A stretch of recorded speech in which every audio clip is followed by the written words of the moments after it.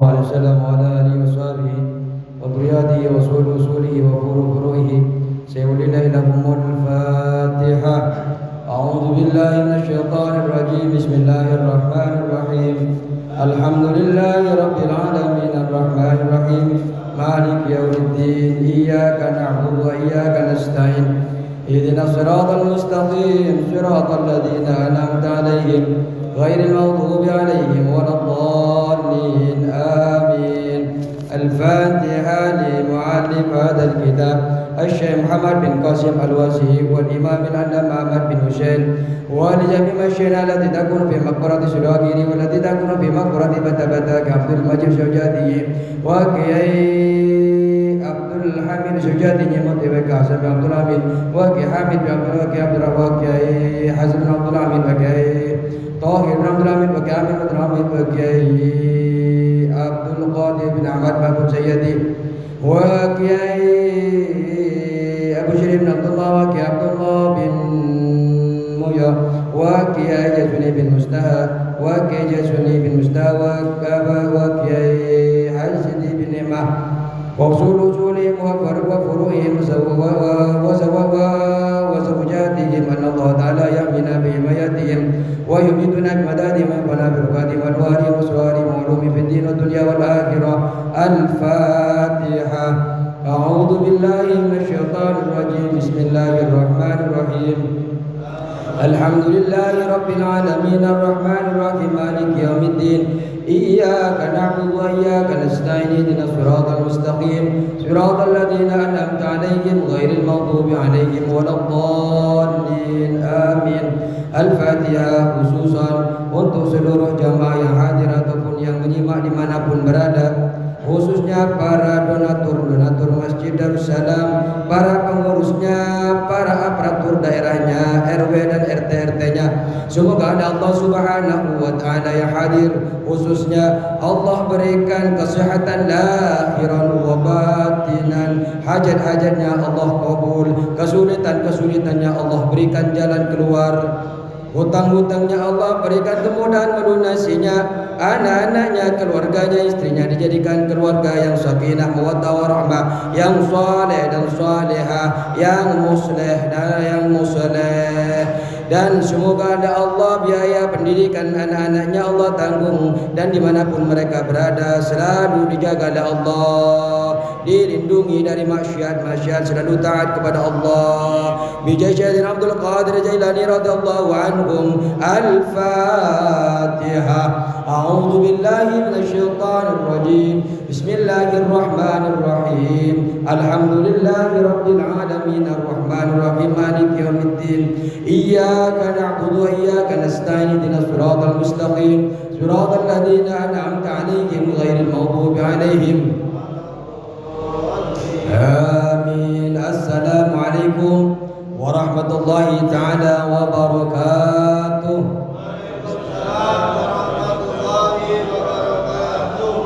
Bismillahirrahmanirrahim. Alhamdulillahi rabbil alamin.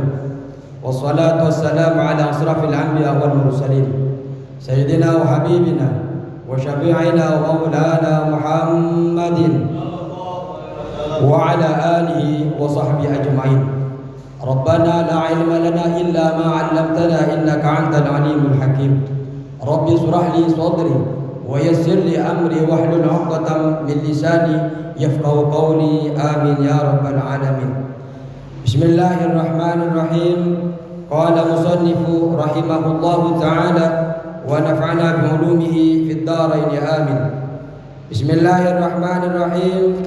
Wa syara'itu wujubil jumu'ati. Sekarang kita sudah sampai kepada bab tentang sholat Jumat.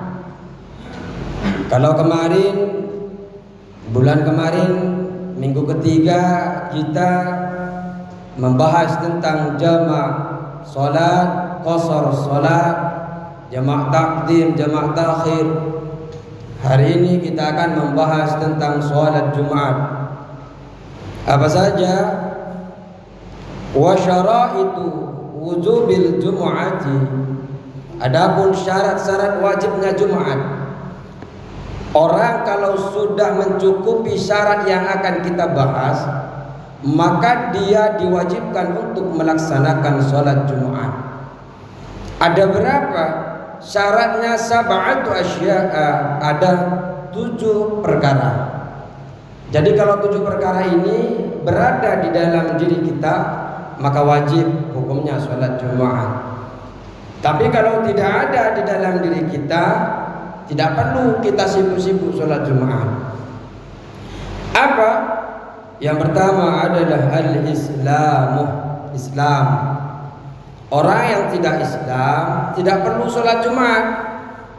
Yang belum bersyahadat, mengakui kepada Allah bahwa Allah adalah Tuhannya, Nabi Muhammad adalah utusan Allah, Nabi kita. Kalau tidak mengakui syahadat itu, maka bukan Islam, tidak perlu untuk melaksanakan Jumat. Wal bulughu, yang kedua adalah baligh.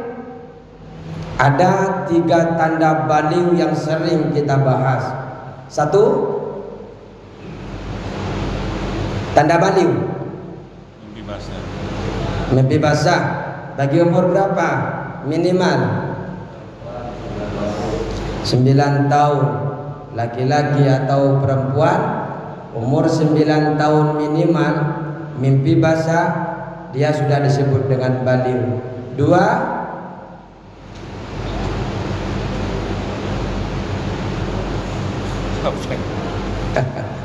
kedua keluar mani. Enggak mimpi, enggak keluar mani, ya berarti tadi mimpi basah kan. Yang pertama adalah mimpi basah, keluar mani. Yang kedua bagi perempuan adalah haid. Haid bagi anak perempuan yang umur minimal 9 tahun. Ketika sudah tidak haid, tidak mimpi basah, maka umur maksimal dia baligh adalah umur 15. Kalau sudah 15 tahun, tidak mimpi basah, tidak haid, maka hukumnya baligh. Ketika Islam yang kedua baligh, orang yang baligh, maka hukumnya wajib sholat Jumat. Tapi tidak cukup dengan baligh. Yang ketiga adalah wal aqlu, berakal. Jadi orang yang syarat-syarat ini yang tidak mencukupi bagi orang yang tidak berakal, maka tidak perlu untuk melaksanakan Jumat. Wal hurriyatu wa hadhihi syurutun aidan li ghairil jumu'ati. Dan yang kita sebutkan tadi itu sebenarnya syarat-syarat walaupun bukan sholat Jumat. Kepada sholat-sholat yang lain selain Jumat juga merupakan itu syaratnya. Dari sholat-sholat fardu yang lain. Kemudian yang nomor 4 adalah wal hurriyatu, merdeka. Kalau budak tidak perlu, walaupun nanti di dalam madhab-madhab yang lain ada yang mewajibkan tetap. Seperti Al-Dhahiri itu tetap mewajibkan kepada budak untuk melaksanakan sholat Jumat. Tapi masa sekarang tidak ada perbudakan, tidak ada budak, maka tidak ada pembahasan masalah ini. Cuma takut suatu saat ada budak lagi, maka tidak diwajibkan kalau di dalam Imam Syafi'i. Wa dhukuriyah, laki-laki, perempuan tidak wajib untuk sholat Jumat. Wasihatu, harus sehat, orang sakit tidak wajib untuk Jumat. Wal istitanu, berdomisili, bertempat tinggal. Kalau jenengan lagi jalan-jalan ke Bandung, jalan-jalan ke Jawa Tengah, tidak wajib untuk melaksanakan sholat Jumat. Walaupun nanti ada yang mengatakan begini, Imam, orang yang musafir tetap diwajibkan sholat Jumat apabila mendengar azan Jumat. Itu ada salah satu imam. Tapi kalau madhab Syafi'i tetap diperbolehkan tidak sholat Jumat. Karena harus istiqon, harus berdomisili. Jadi kalau tidak berdomisili tidak wajib. Jadi syarat daripada sholat Jumat, kita bisa wajib mengerjakan Jumat itu ada 7. 1 Islam, 2 baliغ, 3 berakal, 4 merdeka, 5 laki-laki, 6 sehat, 7 berdomisili. Itu mukim, berdomisili itu mukim. Jadi yang wajib melaksanakan sholat untuk Masjid Darussalam harus memenuhi syarat yang 7 ini. Yang nanti dihitung 40 orang itu harus mencukupi ini. Karena sahnya sholat nanti 40 orang. Nah, jadi 40 orang itu harus mencapai syarat yang 7 itu. Karena yang 7 itu adalah orang yang wajib melaksanakan sholat Jumat. Maka tidak wajib orang kafir asli tidak wajib, anak kecil tidak wajib, wasobiyin, wa majnunin orang gila, wa raqiqin budak tidak wajib, wa unsa perempuan tidak wajib, wa maridin orang sakit tidak wajib, wa nahwihi wa musyafirin dan seumpama itu semua. Musafir juga tidak wajib. Ini menurut madhab Syafi'i. Wa syara'itu syihhati wa syara'itu syihhati fi'liha salasatun. Setelah kita tahu siapa saja yang dianggap ahli Jumat. Tadi kan ahli Jumat. Orang yang wajib Jumat kan harus memenuhi 7 tadi. Nah, sudah tahu nih siapa. Kita ini termasuk yang 7 semuanya. Karena mukim, sehat, merdeka, baliغ, berakal, Islam, semua sudah ada di dalam kriteria kita. Nah, sekarang harus tahu, setelah kita wajib, kita kan berangkat ke masjid melaksanakan sholat Jumat, maka harus tahu apa saja syarat-syarat sahnya sholat Jumat. Wa syara'itu syihhati fi'liha salasatun. Syarat-syarat sahnya mengerjakan sholat Jumat salasatun ada 3. Jadi syarat sahnya melakukan sholat Jumat ada 3. Al-awwalu darul iqamati allati yastawtinuha al-adadu al-mujma'una. Yang pertama adalah tempat tinggal, desa pemukiman. Yang pertama adalah terdiri dari desa pemukiman, desa yang bermukim. Allati yastawtinuha al-adadul mujma'una, di mana di desa yang bermukim tersebut berkumpul beberapa jumlah orang. Sawa fi dalikal mudun wal qura, baik desa tersebut, perkumpulan tersebut terdiri dari kampung ataupun kota. Jadi harus terdiri dari pemukiman. Baik pemukiman itu disebut dengan desa ataupun disebut dengan kota. Allati tuttakhadhu watnan, di mana tempat tersebut dijadikan tanah kelahiran, dijadikan tempat tinggal. Jadi seumpamanya di blok D ini harus berupa perumahan, harus berupa perkumpulan, di mana perkumpulan itu harus berupa desa ataupun kota. Baru boleh mendirikan masjid atau melaksanakan sholat Artinya kalau jenengan bersama-sama 40 orang naik bis, nyampe ke tengah jalan di tol, tahu-tahu jenengan gelar sejadah mau sholat Jumat, nggak ada rumah siapapun di situ, nggak ada masjid, nggak ada pemukiman, tahu-tahu gelar sejadah, maka tidak sah. Kenapa? Karena syarat pertama adalah antakunal baladu misra, karena harus tempat tersebut terdiri dari kota, au kanatil baladu au qaryatan, terdiri dari kota atau desa. Kalau di sini kan ini terbentuk desa Sumberjaya. Seharusnya kan desa itu dulu satu masjid. Cuma karena tidak tertampung satu masjid, akhirnya per dusun buat tidak tertampung lagi satu dusun, dibuat lagi di dalamnya itu masjid. Kalau di negara lain itu Pak, terutama negara tetangga kita itu Pak, cukup jauh kita mencari masjid.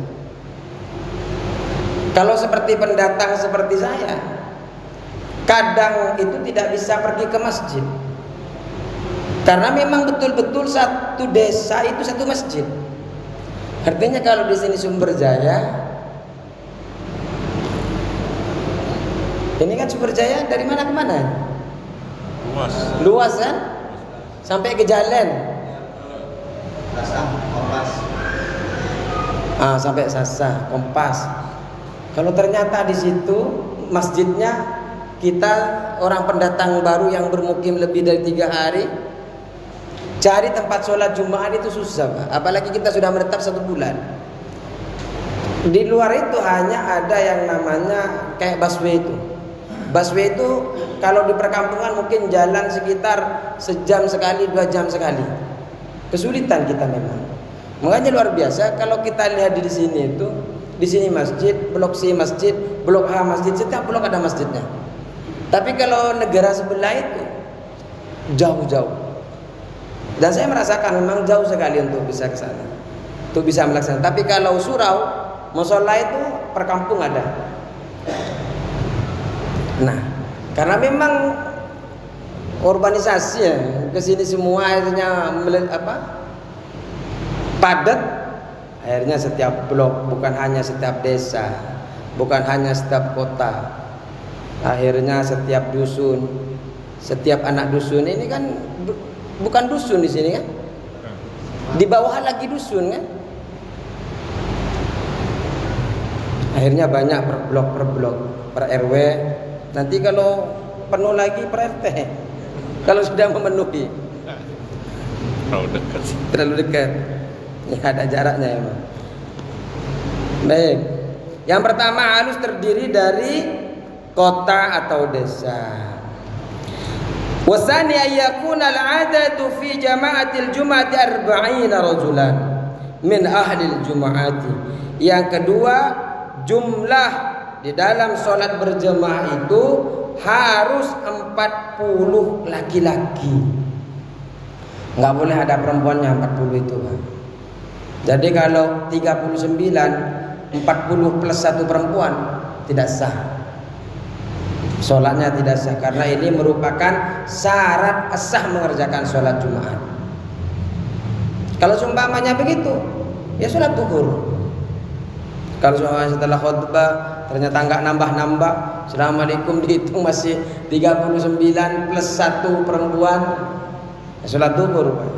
Karena tidak sah menurut madhab Syafi'i.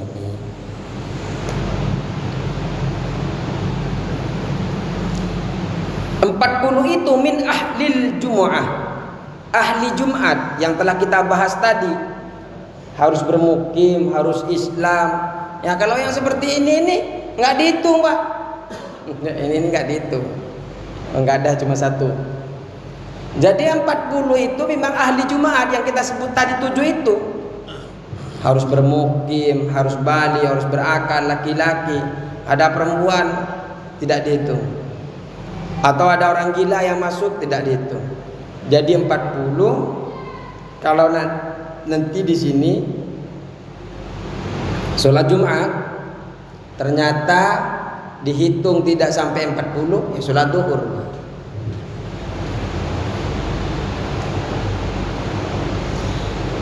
Min ahli Jumat wa hum al-mukallafuna dzukurul ikhrarul mustawtinuna. Yang disebut dengan ahli Jumat itu al-mukallifuna, orang yang mukallaf, taklif, ada tuntutan wajib sholat. Orang yang tuntutan wajib sholat itu seperti balik, itu kan tuntutan. Kemudian al-dzukuru, laki-laki, al-ikhraru, merdeka, al-mustawtinuna, berdomisili, seperti yang kita bahas tadi. Yang dimaksud berdomisili itu bagaimana Pak? Bihaitsu la yat'anuna ammastawtanunahu syita'an wala saifa. Sekiranya mereka itu tidak berpindah-pindah. Sekiranya mereka itu tidak berpindah ketika musim dingin ataupun tidak berpindah ketika musim illa lihajatin, kecuali dia memiliki hajat. Artinya jenengan sudah beli rumah di sini, bukan berpindah-pindah, musim hujan di sini, musim panas di sebelah kanan, musim hujan di sini, musim panas ada di Surabaya. Tidak seperti itu yang disebut mustautin. Jadi orang yang tinggal di sini tidak terpengaruh mau musim hujan mau musim kemarau, tetap dia tinggal di sini, dia keluar kalau hanya ada hajatnya saja. Itu disebut dengan berdomisili menurut kitab. Itu yang dihitung di dalam 40 orang yang akan disebut dengan ahli Jumat.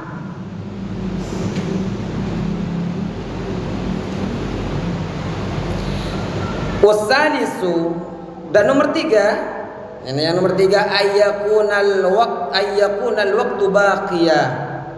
Waktu untuk melaksanakan sholat Jumat itu harus tersisa. Artinya jangan melaksanakan sholat Jumat pas asar. Tidak ada, saya belum menemukan sholat Jumat pas asar. Tapi kalau pendapat ulama melaksanakan sholat Jumat sebelum condong matahari, sebelum duhur, ada yang mengatakan boleh melaksanakan sholat Jumat sebelum duhur. Tapi kalau yang mengatakan sholat Jumat asar itu saya belum menemukan. Ya karena kurang belajarnya saya belum temukan. Tapi kalau yang mengatakan sholat dilaksanakan sebelum Jumat, ada ulama itu. Ya anehnya ya memang fikih begitu. Yang dimaksud waktu sholat Jumat itu tersisa harus ada. Wa waktu duhri, yaitu waktu duhur, harus ada waktu duhur. Fa yustaratu an taqa'al jum'atu kulluha fil waqti, maka sholat Jumat itu harus berada di dalam duhur semuanya. Ini menurut Imam Syafi'i. Falau daqa waqtu duhri anha bi alam yaqa minhu ma la yasha'u alladhi la budda minhu fiha min khutbataiha wa rak'ataiha sulliyat duhran. Apabila waktu itu sempit, waktu duhur itu sempit, sehingga waktu yang tersisa itu tidak mencukupi ketika melaksanakan 2 khutbah dan 2 rakaat sholat Jumat, maka dia diwajibkan sholat duhur. Artinya jenengan itu Pak melaksanakan sholat duhur jam 2 itu boleh, melaksanakan sholat Jumat jam 2 itu boleh. Artinya tidak harus jam 15 jam 12 lewat 5, tidak. Artinya kalau kita kan sholat Jumat pas adzan, khutbah, sholat. Jenengan boleh jam 2 itu boleh, tapi jangan sampai tidak tersisa sholat Jumatnya itu sekiranya 2 khutbah, 2 rakaat, sekiranya jenengan masih mencukupi untuk melaksanakan itu. Tapi kalau tidak mencukupi, enggak boleh melaksanakan sholat Jumat, maka harus sholat duhur.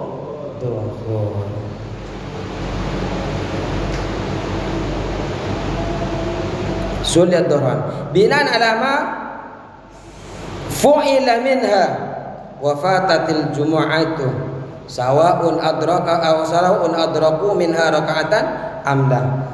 Baik jenengan itu ketika sholat itu mencukupi 1 rakaat atau tidak.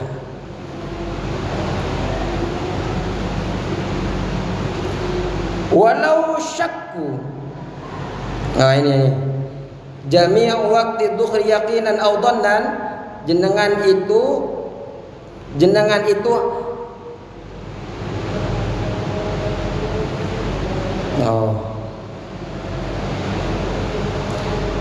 ini wasadis ayakuna waktu baqiyan fa in kharajal waktu. Yang ketiga itu harus waktunya tersisa sekiranya sholat duhur sekiranya 2 khutbah dan 2 rakaat itu tercukupi. Kalau tidak tercukupi maka harus sholat duhur. Fa in kharajal waktu aw udimat is-surut, apabila waktu itu sudah lewat, nah, ternyata bukan hanya tersisa, sholatnya selewat. Nah, sekarang jam berapa sekarang lewat? Asar jam berapa? 15:21. Ternyata sudah 15:30 sudah terlewat. Atau tidak terlewat, cuma syarat-syarat daripada sahnya sholat tidak terpenuhi. Tadi harus ada 40 orang yang ahli Jumat, ternyata yang ada hanya 30, tidak nyampe. Ketika tidak memenuhi syarat seperti itu, ai jami'u waqti dhuhri yaqinan aw dhannan wa hum fiha, baik itu waktu duhurnya itu sudah kelewat menurut keyakinan atau tidak, menurut keyakinan atau sangkaan, sedangkan mereka di dalam melaksanakan sholat Jumat, maka ketika tidak mencukupi syarat maka dia harus wajib melaksanakan sholat duhur. Kalau sudah lewat waktu duhur, sholat duhur, atau masih sholat duhur tapi tidak mencukupi syarat-syarat sholat Jumat, maka tetap harus melaksanakan sholat duhur. Beda kalau sholat masbuk yang telah kita bahas itu. Kalau sholat masbuk, jenengan harus menjumpai 1 rakaat. Lambat seumpamanya kemarin kita bahas kalau nggak salah beberapa pertemuan kemarin. Jadi kalau kita menemukan sholat Jumat itu 1 rakaat, menjumpai 1 rakaat minimal, maka kita sama dengan menjumpai semuanya.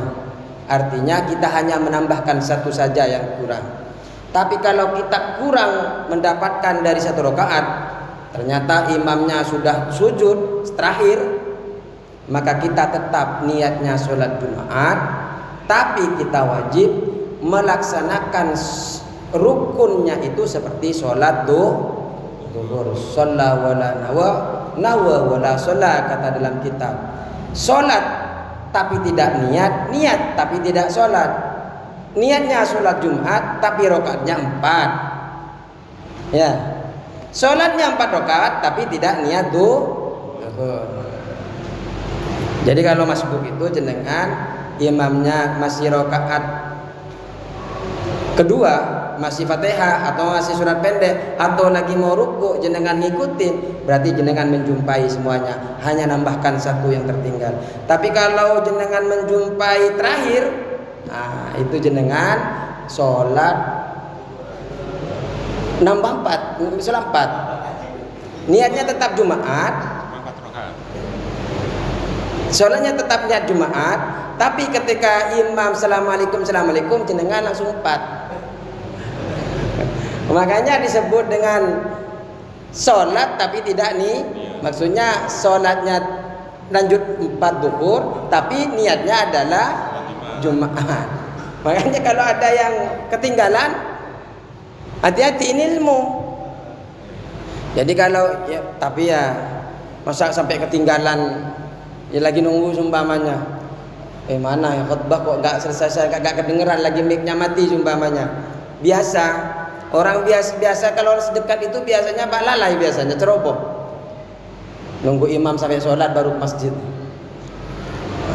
Ternyata setelah ke masjid, ternyata soundnya mati. Ternyata imamnya sudah tahiyat akhir. Nah, itu sholatnya tetap niat Jumat, tapi rokaatnya 4. Pakai tahiyat awal juga? Oh iya, semuanya kayak duhur. Terus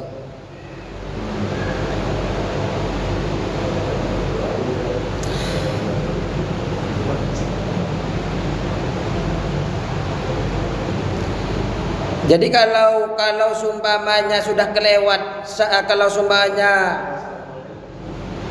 syarat Jumatnya tidak termenuhi, sholat duhur. Walau syakku, apabila orang itu ragu fi khuruji waktiha, di dalam keluarnya waktu sholat Jumat, saya ini masih duhur atau asar ya, ragu-ragu. Ini duhur asar ya. Wa hum fiha, sedangkan dia itu dalam keadaan sholat Jumat, tapi hanya ragu-ragu. Ragu ini jangan-jangan asar, jangan-jangan duhur. Atimmuha jum'atan ala sahihi. Kata ulama, sempurnakanlah sholat Jumatnya, itu pendapat yang lebih sahih. Artinya ada ulama lain yang memang mengatakan harus sholat Jumat, harus sholat duhur. Kalau sudah ragu-ragu itu, ini duhur atau asar ya, ini sudah serang asar apa belum ya? Ya kalau sekarang kan enak Pak, masjid di mana-mana adzan, di mana-mana adzan. Sudah kejelas-jelas kalau itu asar atau duhur. Tapi kalau dulu nggak ada adzan-adzan itu. Makanya kalau musafir, sebagian ulama mengatakan kalau musafir itu diwajibkan juga sholat ketika sudah mendengar adzan Jumat. Tapi dalam Syafi'i tidak. Kalau dalam Syafi'i jelas musafir itu tidak diperkenankan, boleh meninggalkan Jumat, cuma sunnah saja.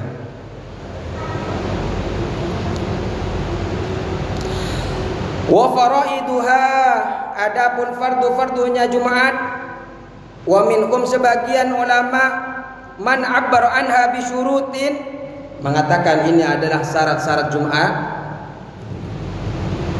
Di dalam kitab lain yang akan kita baca fardu-fardu Jumat ini, juga di dalam kitab lain ada yang mengatakan syarat-syarat.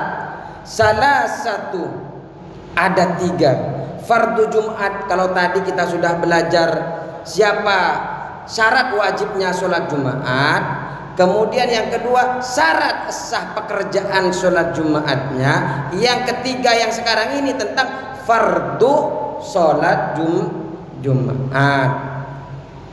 Fardu Jumatnya ada 3. Yang pertama ahadu awasania, 1, dan yang nomor 2 adalah khotibatani, adalah khutbah 2. Yang nomor 1 adalah khutbah 2, khutbah pertama dan khutbah kedua. Sholat Jumat itu tidak akan sah hukumnya kalau tidak ada khutbahnya. Sedangkan khutbahnya itu nanti ada lagi, harus ada khutbahnya. Setelah ada khutbahnya harus ada syaratnya juga, harus terpenuhi. Bukan hanya pidato-pidato begini Pak, tidak, ada syarat-syarat yang harus terpenuhi. Bukan hanya assalamualaikum warahmatullahi wabarakatuh, hari ini kita telah berkumpul Jumat, tidak hanya begitu Pak. Jadi harus ada khutbah, tapi khutbahnya nanti kita akan uraikan satu-satu di belakang. Jadi yang nomor 1 adalah 1, dan nomor 2 adalah adanya 2 khutbah. Yaqumul khatibu fihima, yang mana tukang khutbahnya itu berdiri di antara 2 khutbah tadi. Wa yajlisu bainahuma, dan duduk di antara 2 khutbah. Qala al-Mutawali, al-Imam Mutawali berkata, bi qadri tuma'ninati bainas sajdataini. Lamanya orang khutbah itu kan duduk, khutbah pertama, kemudian duduk, dilanjutkan dengan khutbah kedua. Khutbah ketika duduk itu lamanya seperti kemudian duduk, dilanjutkan dengan khutbah warhamni wa tuburni warfa'ni warzuqni wahdini wa'afini. Jadi ketika duduk imam itu aku qawli hada, seperti wastaghfiru innahu tawwabur rahim, duduk. Itu jangan lama-lama.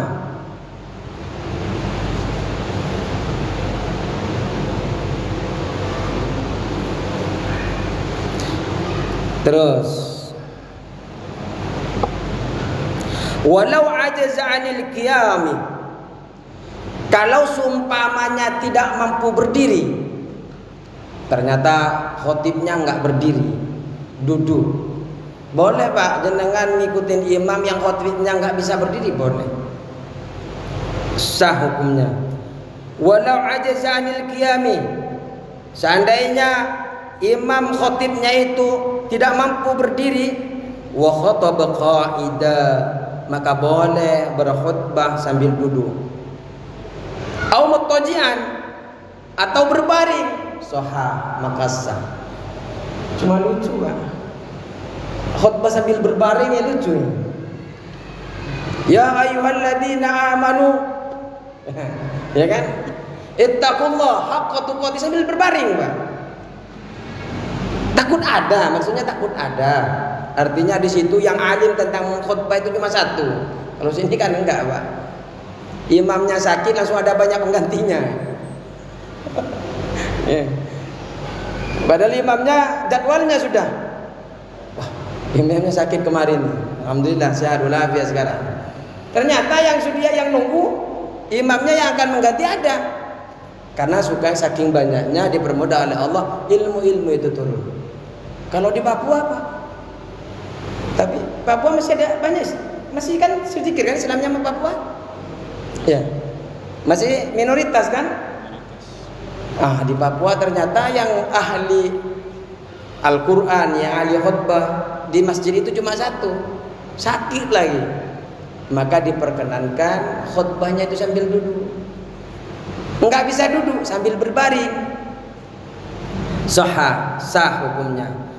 Wajazal iqtida'u bihi, dan boleh mengikutinya walau ma'al jahli bihalihi, walaupun sebenarnya kita tidak tahu kebenarannya dia itu benar-benar sakit atau tidak, benar-benar pura-pura atau tidak, itu intinya.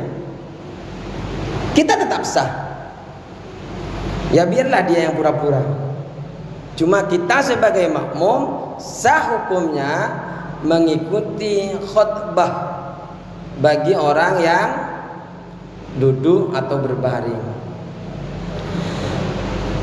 Wa haitsu khataba qaidan fasala bainal khabdataini bi saktatin la bi ittija'i. Orang khutbah yang duduk ketika nyampe ke di antara dua khutbah, kalau berdiri kan dua khutbah itu kan harus duduk. Maka dia itu tidak perlu berbaring karena dia khutbah duduk, kemudian ketika nyampe ke khutbah kedua akhirnya dia berbaring, tidak perlu. Cukup dia diam ketika duduk, itu sudah menandakan duduk di antara dua khutbah. Ilmu ya perlu kita ketahui, takut kita suatu saat jalan-jalan ke suatu kampung yang memang tidak menemukan permasalahan ini dan muskil, jenengan bisa jawab karena memang betul-betul ada ibaratnya. La bi'ittija'in, tidak perlu lagi panjenengan berbaring, jadi cukup berdiam. Di dalam kitab Fiqhul Wadih dikatakan hikmatu sholatil jum'ah, hikmah dari sholat Jumat itu Pak, amarana Allah Ta'ala an nahdura sholatal jum'ati marratan kulla usbu'. Allah Ta'ala memerintahkan kepada kita untuk hadir sholat Jumat satu kali dalam seminggu, linata'arafa wa nata'alafa wa nattakhida, untuk saling kenal, untuk saling erat hubungan, untuk saling bersatu. Artinya tidak diperkenankan kita itu bercerai-berai Pak.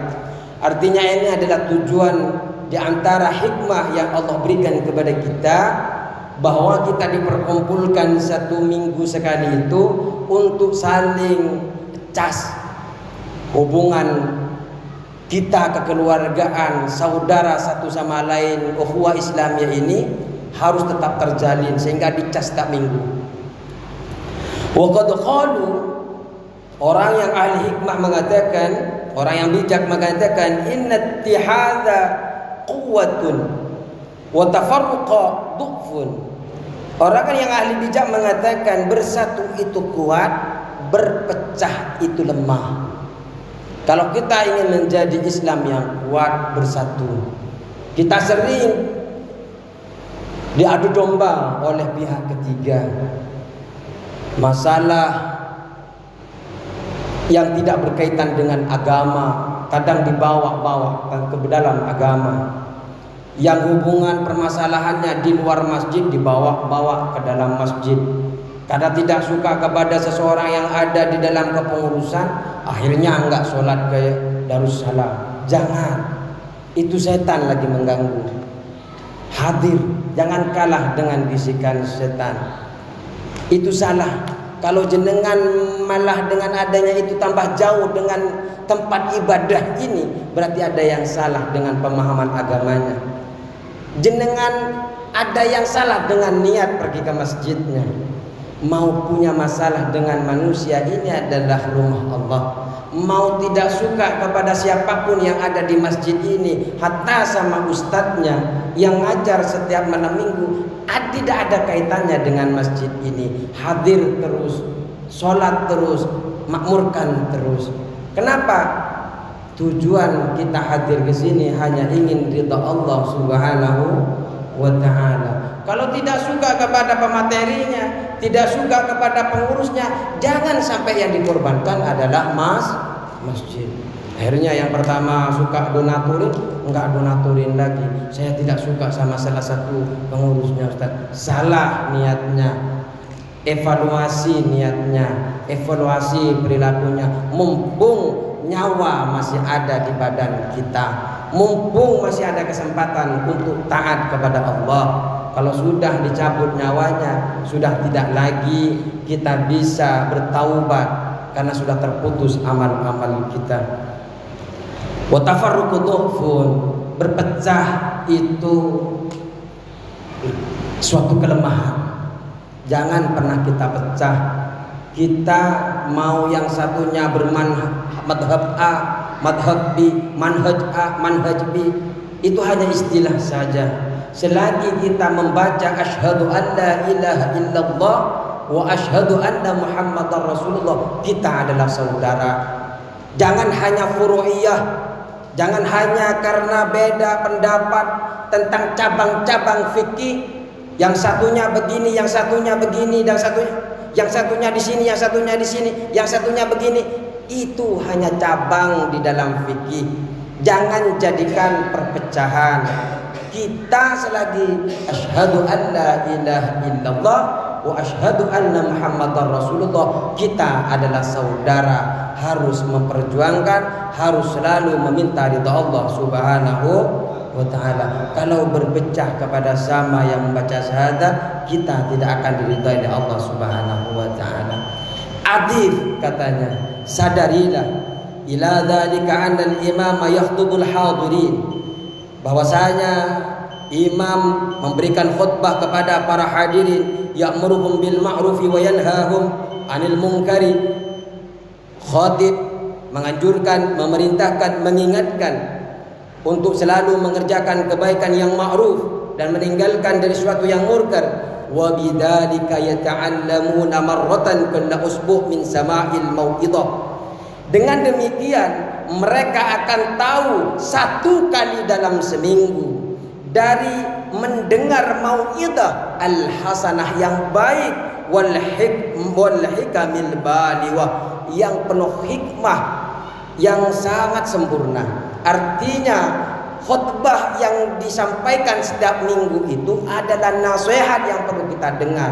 Kalau HP itu kan ngedrop Pak, kalau nggak dicas Pak. Jadi kita itu dicas setiap minggu keimanan kita sebenarnya. takut. Walaupun kita pintar agama Pak, perlu kita mendengarkan nasihat.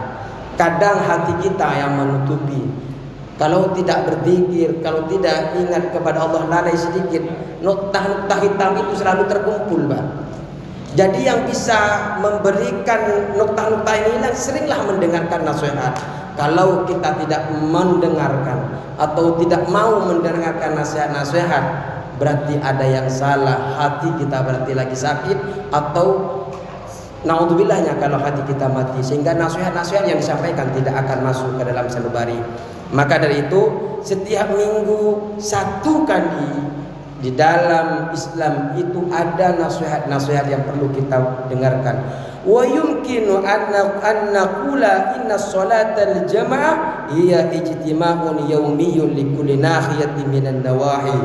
Bahwasanya kita bisa mengatakan bahwasanya sholat Jumat itu adalah pertemuan.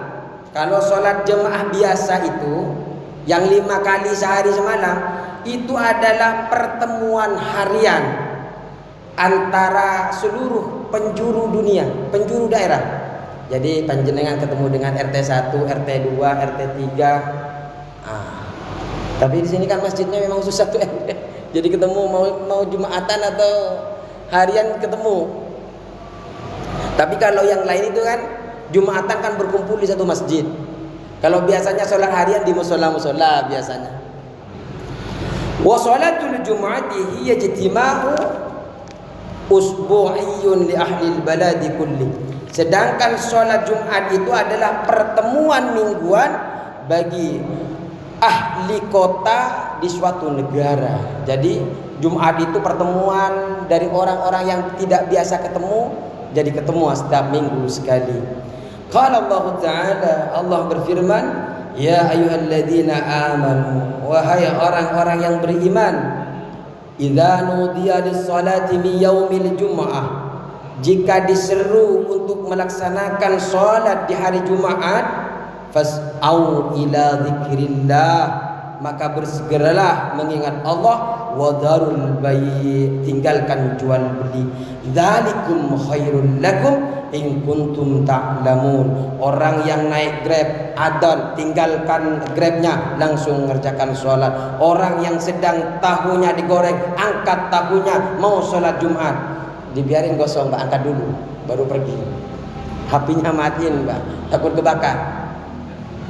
Langsung idza nudiya lis-salati min yaumil jum'ah fas'au ila dzikrillahi wa dharul bai', dzalikum khairul lakum in kuntum ta'lamun.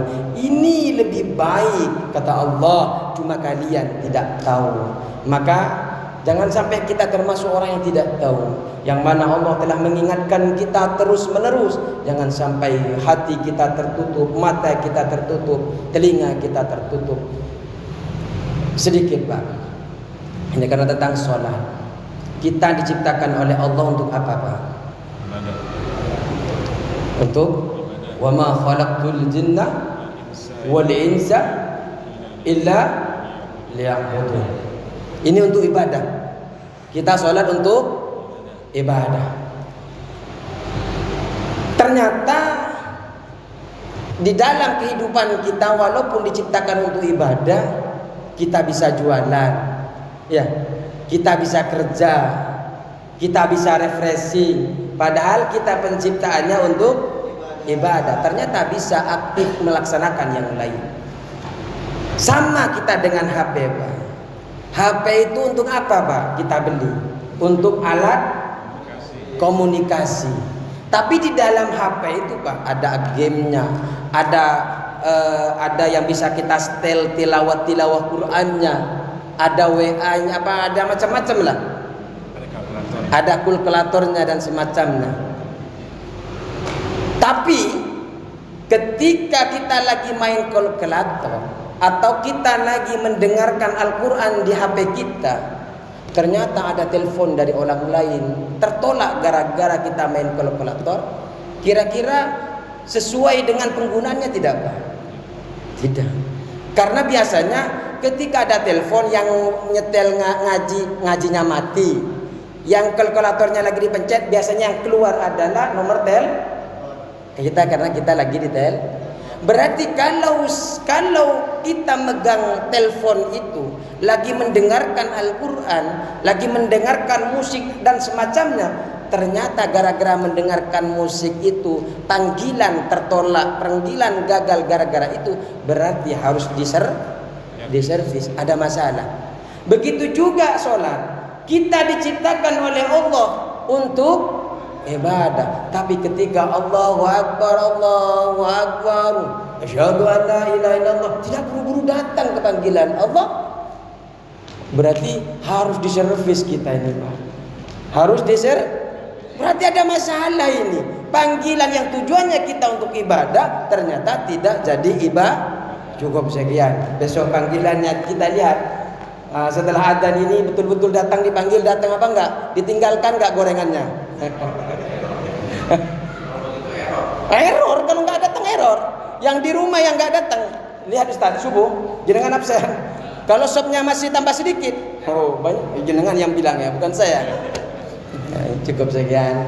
Mohon maaf apabila ada candaan yang kurang berkenan. Mohon maaf, tidak ada maksud apapun. Cukup sekian. Allahul muwaffiq ila aqwamit thoriq. Wassalamualaikum warahmatullahi wabarakatuh. Kalau ada yang perlu dibahas nanti di pojok sana.